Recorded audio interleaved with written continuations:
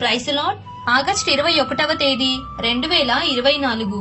ఈ రోజు దేవుని వాగ్దానం.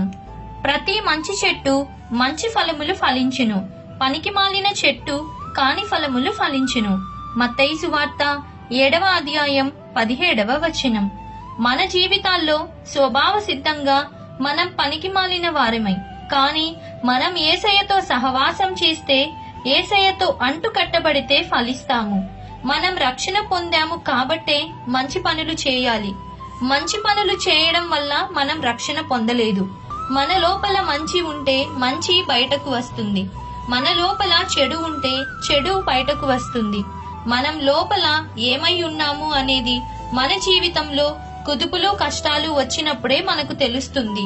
కాబట్టి ఈ దిన వాగ్దానం మీ అందరి జీవితంలో నెరవేరాలని కోరుకుంటూ దేవుని సువార్త పరిచర్యలో మీ సహోదరి.